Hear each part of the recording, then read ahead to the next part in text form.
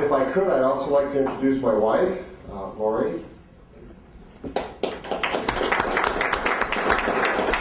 we're able to bring one of our 4 children, Shannon, who's here. She's waiting for her friend, Abby, to show up. So we have been campaigning for at least 6 months, and this is real exciting. I'm glad to be part of this process. I personally started investigating this about a year ago. And about that time, I was also elected to the Olmsted County Republican Party as the treasurer. It's a very busy job, and I realized within a few weeks why I ran unopposed. And I started talking to people about running for Congress. You know, 45% of the people that are elected to Congress have never had elective office before. It's something that our founding fathers had in mind that I think personally is a genius. And I've had other family members that have been in elective office, so I tell people, and I think that betrays the fact that perhaps there's a little bit of a genetic problem. They haven't identified which chromosome it is yet, but that shouldn't be a reason to run for office. But what I'm concerned about in this country is the direction that we've been taking since 2006. I think we're heading in the wrong direction in many areas that will come forward tonight. We were very busy over the summer with parades and county fairs. My family's getting very involved in campaigning. One of our daughters that isn't here, she's very much into it, loves going to parades, particularly getting all the candy.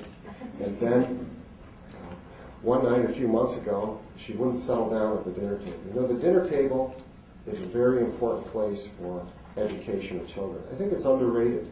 You know, we put so much money into education, but we often neglect the importance of it. And this particular evening, she just wouldn't calm down. And I said, Gwen, you know, if you don't calm down, you're going to have to go to your room. She didn't calm down, and I picked her up gently and took her upstairs, and halfway up the stairs, she yelled at the top of her voice, I'm not voting for you. But I took her to her room anyhow. She stayed there for almost an hour and then brought her back down, and she was calm. And I told her what she had done wrong, but I didn't try to bribe her with ice cream either. So she's at home tonight with a babysitter, her and my youngest daughter, Kirsten, who's 4. My son's at a ski team meeting. Let me tell you, in answering some of the questions that Dwayne put forward, I believe that human life begins at conception. I do not favor human embryonic stem cell research. You don't need to destroy an embryo in order to do stem cell research. We can do adult stem cell research. We've been advocating that over the past year. And you know, just recently, scientists have discovered that skin cells can be reprogrammed and stem cell research can be done without destroying a human embryo. I will tell you that I believe that marriage is defined as a union between one man and one woman. These are concepts that predate our Constitution. Some folks have said to me, well, these are old ideas. Some of these old ideas are very good ideas, like the right to freedom of speech, the right to assemble, what we're doing here tonight. Another one is the right to bear arms in this country. I believe strongly in that. Other questions that have been asked are, where do you stand on illegal immigration? I think we have a big problem in this country with illegal immigration. The current Congress is incapable of dealing with it. We should move forward with building the border fence.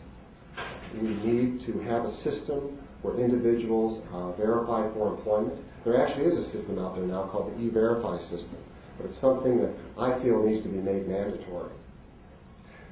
We've also been asked where we stand on the No Child Left Behind Act. I think that act was formulated with good intentions, but presently we have problems with it. And I think that it's something that needs to be scrapped. You know, the federal government in 2005 consumed $73 billion at the Department of Education.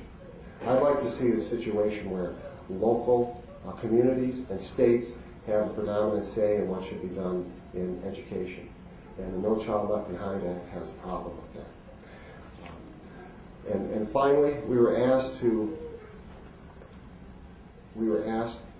state what our position is on drilling in the Arctic National Wildlife Refuge in order to drive down the cost of oil and to increase the domestic supply. And I will tell you that I favor that. In addition, I favor drilling in the outer continental shelf. You know, we have over 100 billion barrels of oil that are sitting there. That's enough to supply this country's transportation needs for over a decade.